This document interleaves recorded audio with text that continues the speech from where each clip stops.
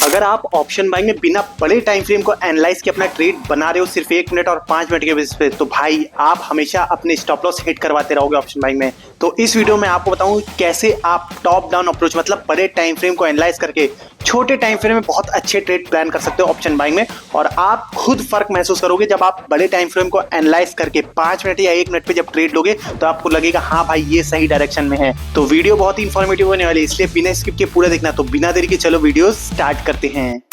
तो दोस्तों हम लोग आ चुके हैं आप निफ्टी के चार्ट पे, ठीक है। अब सबसे पहला जो क्वेश्चन होता है कि अगर बड़े टाइम फ्रेम को एनालाइज करना है तो ऑप्शन बाइंग में कौन सा टाइम फ्रेम हमारे लिए बड़ा है, ठीक है। अब देखो ऑप्शन बाइंग में हम लोग क्या करते हैं, स्कैल्पिंग ही करते हैं एक तरह से, ठीक है। उसको होल्ड नहीं करते ज्यादा देर तक कोई भी ट्रेड। तो इसमें आपको 1 घंटा 4 घंटा या 1 दिन का टाइम फ्रेम एनालाइज करने की जरूरत नहीं है। आपके लिए बड़ा टाइम फ्रेम ऑप्शन बाइंग के लिए कौन सा होगा, 15 मिनट का होगा भाई। आपको 1 घंटे का एनालाइज नहीं करना है क्योंकि आप स्कैल्पिंग करते हो, क्विक ट्रेड प्लान करते हो, एंट्री एग्जिट और निकल जाते हो, है ना। तो आपको क्या करना है, 15 मिनट का बड़ा टाइम फ्रेम ऑप्शन बाइंग के लिए मानना है और उसी को सबसे पहले एनालाइज करना है। उसको एनालाइज करने के बाद आपको उसके बाद फिर 5 मिनट के चार्ट पे आके वहां पे अपनी एंट्री और सपोर्ट रेजिस्टेंस जो भी बन रहे हो उसके बेसिस पे ट्रेड लेना होता है, ठीक है। तो अब मैं आपको यही बताने वाला हूं इस वीडियो में, कैसे आप 15 मिनट का पहले चार्ट एनालाइज करोगे, उसके बाद 5 मिनट पे अपनी एंट्री बनाओगे। सिंपल रखेंगे, इसको ज्यादा कॉम्प्लिकेट नहीं करेंगे और करना भी नहीं चाहिए। जितना ट्रेडिंग को सिंपल रखोगे उतना ही आपको रिजल्ट्स अच्छे मिलेंगे। अब देखो यहाँ पे मैंने 15 मिनट का निफ्टी का चार्ट खोल रखा है। अभी देखो यहाँ पे आपको अब दूसरा सवाल ये आता है, अगर हमने 15 मिनट का चार्ट देखना है तो अब जो हम ट्रेंड देखेंगे वो कितने पीछे का देखेंगे। तो देखो आपको 1 2 3 4 महीने पीछे नहीं जाना होता है, आपको मैक्सिमम 1 महीने का चार्ट देखना होता है 15 मिनट के टाइम फ्रेम में कि मार्केट किस डायरेक्शन में गिर रहा है या फिर उठ रहा है या फिर साइडवेज है। अब देखो यहाँ पे जैसे यहाँ पे आप देख रहे हो 15 मिनट का चार्ट खोला है। सबसे पहली चीज आपको क्या नजर आ रही है, अब आपको ज्यादा पीछे नहीं देखना है कि मार्केट यहां से उठा फिर गिरा। आपको क्या दिख रहा है, पिछले अगर मैं यहां से 4 अगस्त से लेके अब देखो यहाँ पे हम लोग मान लो ट्रेड करने बैठे हैं 19 अगस्त को, ठीक है। अब 19 तारीख का चार्ट में देखो, आप उससे पहले के चार्ट पे फोकस करो, ठीक है। हम लोग यहाँ तक एनालाइज करेंगे 18 अगस्त तक, 18 अगस्त के चार्ट तक एनालाइज करेंगे और फिर देखेंगे 19 अगस्त को क्या हम उस हिसाब से ट्रेड लेते हैं। अगर टॉप डाउन अप्रोच के तो क्या हमको ट्रेड अच्छा मिलता है या फिर नहीं, ठीक है। तो देखो सबसे पहले आपको क्या दिख रहा है, मार्केट एक डाउन ट्रेंड में चल रहा है 15 मिनट के चार्ट पे। अगर हम 15-20 दिन पिछला चार्ट देखें तो मार्केट कंप्लीटली डाउन ट्रेंड में है, नीचे की तरफ आ रहा है, ठीक है। तो ये क्या बना रहा है, लोअर हाई और लोअर लो, लोअर हाई और लोअर लो बना रहा है, यही बना रहा है ना, डाउन ट्रेंड है। तो आपको देखना है मार्केट पहली बात तो गिर रहा है, एक तो डाउन ट्रेंड में, उसके बाद किस चैनल में ये गिर रहा है, क्योंकि मार्केट एक चैनल में गिरता है। अगर मैं यहाँ पे आपके लिए एक चैनल ड्रॉ करूं तो किस तरह से ड्रॉ करूंगा, ये देखो यहाँ पे मार्केट किस तरह से गिर रहा है आप खुद देख सकते हो। मार्केट कंप्लीटली इस ट्रेंड लाइन के भरोसे गिर रहा है और नीचे से भी एक ट्रेंड लाइन आप ड्रॉ कर सकते हो कुछ इस तरह की, ठीक है।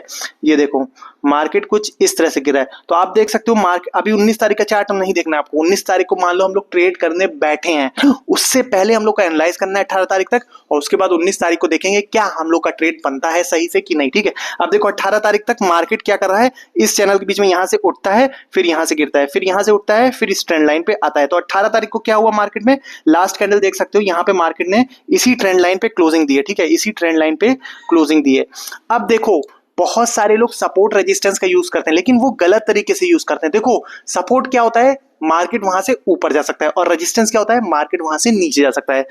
अब अगर आपको दिख रहा है कि मार्केट डाउन ट्रेंड में है, बड़ा टाइम फ्रेम डाउन ट्रेंड में है, तो आपको ट्रेड कहां पे अवॉइड करना है, मतलब नहीं लेना है। आपको सपोर्ट पे ट्रेड नहीं लेने होते हैं क्योंकि जब मार्केट डाउन ट्रेंड में इस तरह से होता है तो मार्केट बहुत आसानी के साथ सपोर्ट तोड़ के नीचे चला जाएगा, तो आपका स्टॉप लॉस हिट होगा। इसीलिए जब मार्केट डाउन ट्रेंड में हो तो आपको सपोर्ट पे ट्रेड नहीं लेने होते हैं। आपको क्या वेट करना होता है कि मार्केट डाउन साइड का सेटअप बनाए या मतलब रेजिस्टेंस पे आए तो वहां से मार्केट के गिरने के चांसेस ज्यादा होंगे ना, बल्कि सपोर्ट पे मार्केट तोड़ के नीचे चला जाएगा लेकिन रेजिस्टेंस से मार्केट गिरेगा क्योंकि मार्केट बड़े टाइम फ्रेम में डाउन ट्रेंड में है। इसी तरह से अगर मार्केट बड़े टाइम फ्रेम में अप ट्रेंड में होता है, जैसे यहाँ पे देखो अप ट्रेंड है, ठीक है, तो यहाँ पे क्या होता है, सपोर्ट से मार्केट के ऊपर जाने के चांसेस ज्यादा होते हैं, ठीक है। वहां पे आप रेजिस्टेंस पे डाउन साइड का ट्रेड नहीं प्लान करोगे, वहां पे आप सपोर्ट पे बाय साइड की एंट्री प्लान करोगे। अब देखो यहाँ पे क्योंकि मार्केट डाउन ट्रेंड में है और आपको दिख रहा है मार्केट कंप्लीटली इस चैनल के अंदर दिख रहा है, तो आपके लिए पहली थॉट क्या है, अगर 19 तारीख को मान लो, अभी मार्केट खुला नहीं, 19 तारीख को मान लो, 19 तारीख को मार्केट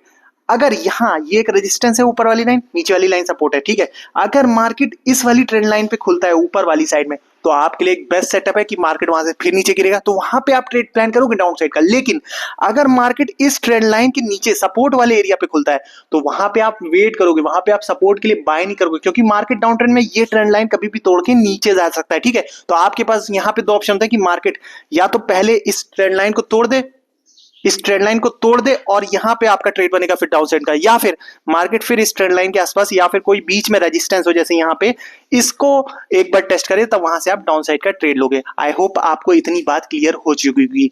अब क्या करोगे आप, अब सीधा आप आ जाओगे 5 मिनट के टाइम फ्रेम में। अब आपको पता चल गया कि मार्केट इस चैनल के बीच में है 15 मिनट में, और 18 तारीख तक मार्केट 18 को क्लोजिंग कहां दे रहा है, जैसे मान लो 18 को मार्केट देख लो इस ट्रेंड लाइन पे एकदम दे रहा है। ठीक है, अब 19 को कहां खोलेगी, अब 5 मिनट के टाइम फ्रेम पे बात करते हैं।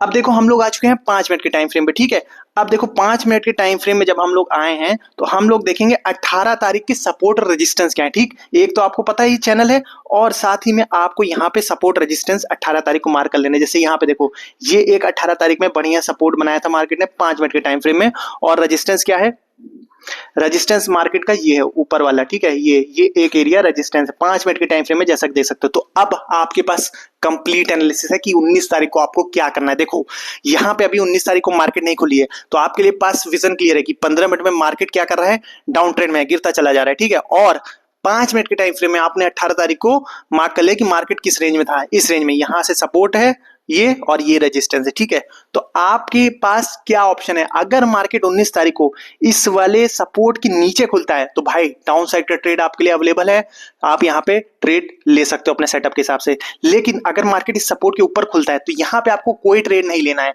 ठीक है, ये प्लान होता है। और मान लो अगर मार्केट इस रेजिस्टेंस पे खुलता है 19 तारीख को डायरेक्ट, तो यहां से भी एक डाउन साइड का ट्रेड प्लान कर सकते हो। ये स्ट्रेटजी होनी चाहिए, क्योंकि मार्केट डाउन ट्रेंड में तो आपको डाउन ट्रेंड के ट्रेड देखने हैं, रेजिस्टेंस ढूंढने हैं कहां से मार्केट गिर सकता है, सपोर्ट पे ट्रेड नहीं लेना है। ठीक है, अब देखो हुआ क्या, मार्केट क्या हुई, और जब मार्केट अगले दिन खुलेगी तो सबसे मेरी आसान स्ट्रेटजी होती है कि पहले की 5 मिनट के कैंडल पे कोई ट्रेड नहीं लेना है, पहली की 5 मिनट की कैंडल आप वेट करो कि वो किस तरफ जा रही है। ठीक है, जैसे यहाँ पे देखो अब 19 तारीख को मार्केट क्या करी, सीधा इस रेजिस्टेंस के नीचे खुली, पहली बात तो इस रेजिस्टेंस के नीचे खुली जैसा देख सकते हो 19 तारीख को। ठीक है, तो यहां से मेरा डाउन साइड का ट्रेड ऑन है, यहाँ पे मैं लेने चाहूंगा, लेकिन पहली कैंडल पे आपको ट्रेड नहीं लेना है भाई। पहली कैंडल आपको वॉच करनी है किधर जा रही है। जैसे यहाँ पे देखो पहली कैंडल बहुत बेहतरीन इस रेजिस्टेंस पे इस सपोर्ट के नीचे खुली जो कि अब रेजिस्टेंस है, तो यहाँ पे आप ट्रेड ले सकते हो। तो ये देखो पहली कैंडल सीधा इस ट्रेंड लाइन के नीचे आके क्लोजिंग दे रही हो। तो यहां मैंने बताया था कि देखो एक तो 15 मिनट का ये जो चैनल है, अब ये टूटेगा तो मार्केट और नीचे जा सकती है, तो वही मेरा प्लान होता 19 को। यहां पे देख सकते हो मार्केट डाउन साइड में चली भी गई, यहाँ पे देख सकता हूँ, यहाँ पे मैं अगर एंट्री प्लान करता तो मार्केट में मुझे बेहतरीन टारगेट मिलता और एसएल मेरा इस कैंडल के जस्ट ऊपर होता। ठीक है, अब देखो जब आप इस तरह से एनालाइज करते हो ना तो आपके अंदर माइंड में क्लैरिटी होती है कि भाई मार्केट अगर 19 तारीख को गैप अप होगा या गैप डाउन होगा या फिर फ्लैट खुलेगा तो मुझे क्या करना है। ऐसे 5 मिनट का टाइम फ्रेम जैसे मान लो आपने एनालाइज किया होता खाली ये, तो आपको ये समझ नहीं आता कि मार्केट आप उल्टे सीधे डिसीजन लेते, सिर्फ ये सपोर्ट रेजिस्टेंस के बेसिस पर कहीं पे भी ट्रेड मार देते। लेकिन जब आपने 15 मिनट का टाइम फ्रेम एनालाइज किया तो आपको पता है कि डाउन ट्रेंड है, तो आपको डाउन ट्रेंड के ट्रेड ही आप प्लान करने हैं। ठीक, तो इस हिसाब से आपको टॉप डाउन अप्रोच यूज करना रहता है। आप इसी तरह से अपनी एनालिसिस को करोगे तो देखोगे आपके ऑप्शन बाइंग के ट्रेड्स आप सक्सेसफुल होना स्टार्ट होने लगेंगे। ठीक है, धीरे धीरे करके। तो बैक टेस्ट जरूर करना भाई इस तरह से एनालिसिस को, क्योंकि इसको भी आपको मास्टर करना है, क्योंकि गलत एनालिसिस आपके लिए एक लॉस देने का सबक बनेगी। तो इस तरह से आपको पूरा टॉप डाउन एनालिसिस करके ऑप्शन बाइंग के ट्रेड लेने चाहिए। आई होप आपको ये अच्छा लगा होगा कैसे मैंने समझाया आपको। अगर ये वीडियो अच्छी लगी हो तो लाइक जरूर करके जाना, चैनल को सब्सक्राइब भी कर देना। मिलते हैं नेक्स्ट वीडियो में, तब तक के लिए जय हिंद।